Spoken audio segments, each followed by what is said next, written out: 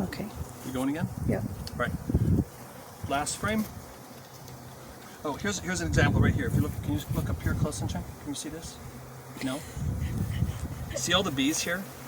If I set this frame down, it's going to crush all those bees. Mm-hmm. So what we want to do, bees are pretty sensitive to pressure, so what I can do, if you set it down, as soon as you start feeling that you're there, if I tap them a little bit, they will move. And if they don't move, you can always blow Oh, them. I'm fine. Thank you. Yeah, it's okay. If you stay calm, they'll leave you alone. Okay, so there we go. So far I've not killed any. That's super exciting. And I guess in hindsight I should have put the queen in, so that'll be an edit. If you're gonna, you can buy frame holders. I have not yet, and so since I haven't, I got to be careful when I set the frame down that I'm not killing bees. All right, so what we're gonna do, take this off so that the sugar's exposed. I don't like how much sugar there is exposed. Do you have my hive tool?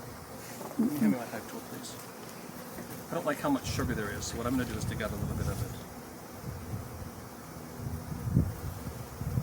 This basically protects the queen until they eat their way through it, because in the likelihood that they have not yet bonded with her, if they're, remember they all came from other hives with other queens, so if they're upset. How long does it take to bond with her? Well, they've been traveling together for about 3 days, so technically they should already be that way. But it takes about a day or two. And again, I'm more used to, and actually this is the first time I've seen this in practice, I'm more used to seeing the little wooden box for the queen cage as opposed to this contraption. And it's a little easier to install. My guess is that if you ordered from like last year when I bought from Man Lake as well, I ended up having the queen cage in there, so I don't know. So all I'm doing is rigging up basically just a little hanger for her to sit on.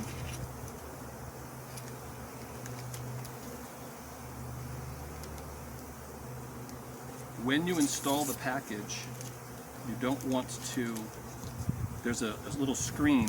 You want to make sure that the screen is accessible by the bees. So all I'm going to do here is find a place that I can, come on guys, I'm going to try to find a place that I can put queen down in the frame.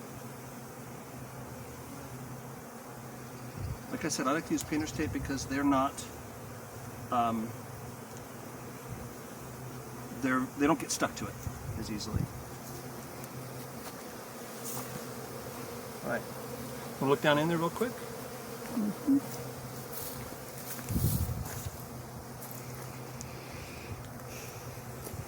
Last thing I want to do then is put this last frame down and just try to make sure that I don't knock that cage off. And there's room for her in there There's too? room between the two frames. Regardless of where you put her, the idea is you want her suspended between the two frames so that they have access to her and they can start eating that sugar candy. Okay, next thing we're going to do at this point, if we were in a southern state, we could just put the lid on and say life is good. But the package, I mentioned this in our class before, they need 10 pounds of nectar to produce 1 pound of excess beeswax. And if we want them to build out this box and be able to be robust enough that we can move them to a full-size box, we need to overfeed them. And so it's, unless you're in a pollen, unless you're in like the almond orchards, you're going to have to feed the bees. So what we're going to do is we're going to put a feeder on. Show that to me. These are hive top feeders that I make. I talked about this, but maybe I didn't talk about this. We'll talk about it in our next class. There's several ways that you can feed a package. The reason I prefer this is because it allows us to add feed to it without actually disrupting the package. We're only going to be there in a couple of weeks. What this is, also because I'm better with a whole cell than I am with square. This will actually be for nectar and this will be for pollen. So this is where it gets exciting, because what we're going to do is we're going to get this on here and not kill bees.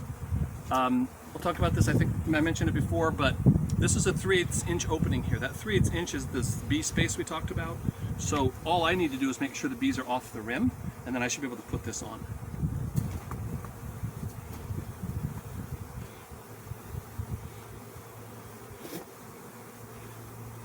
that's any indication of what my breath smells like, I apologize. One thing that I learned is that if you find a place to put the box on, you can usually put it on and then start sliding it and not kill bees. So for example, because there's no bees on the rim here, I'm sliding this along and I'm not killing bees, and any bees that are in the way are actually moving.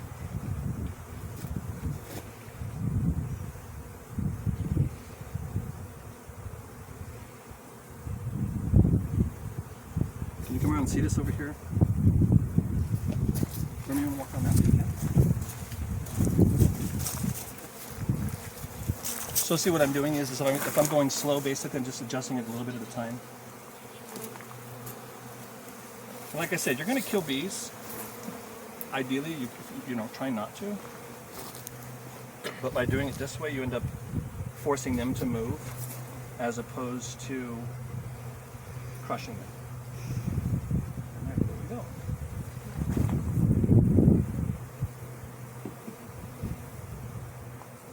Okay. Quart jar feeders, I like these the best because I found these are leak-proof, reusable mason lids. 1/32 hole, so you can buy these. You can't buy these, you can buy metal ones. But you can't use like a 1/8 inch opening. It doesn't create the water tension like it needs to. You need to use a smaller opening. And all you have to do is when you do this, first time it's going to drip, but then water tension and a vacuum creates. And now what this becomes is a place that they have to suck to get anything out of it.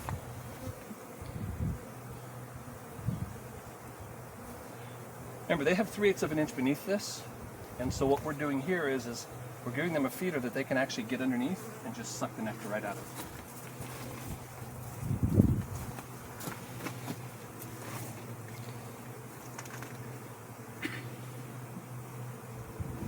There's that. And then, lastly,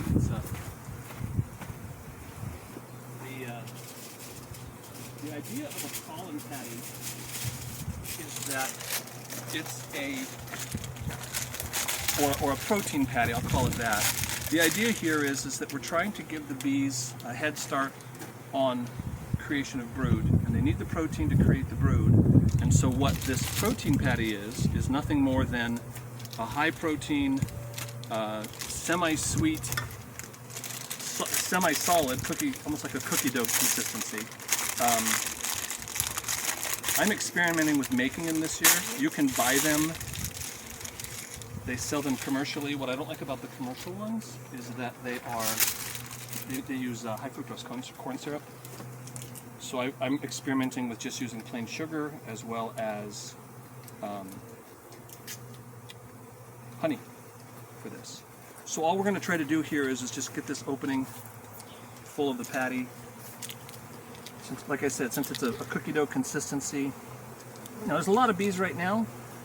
When we get this thing all closed up and you come out here in a day or two, and I'll take some videos of it, there'll be nothing back here. So it's super easy then for us to open this up and add to it.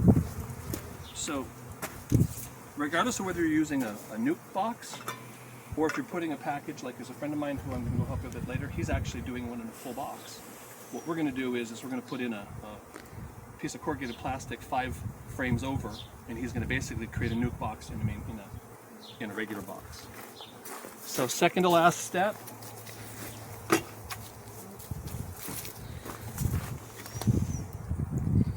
Just down, make sure again that you're not killing bees if you can avoid it. Again, you know what? As you get going through the season, there's going to be a lot of bees dying. So, you know, do what you can, but don't knock yourself out if you do. Once we close this up, whoever's up here is dying. So what I try to do is to try to get it cleaned out as much as possible. Because they can't get out and they can't get fed? Because they can't get out and they can't get fed. What I'm excited about is they've already started liking this protein. Now, there's 2 that are left in there, and I'm sorry, you guys. Sorry. What I haven't done right now, but I will, based on the temperatures, is I will come out here and put some burlap or maybe even a small blanket or something in this upper box so that the sugar water stays at a higher temperature. They will not consume nectar that is colder than about 55 degrees. Their bodies can't handle it. So what we have to do is we have to actually keep this warm enough.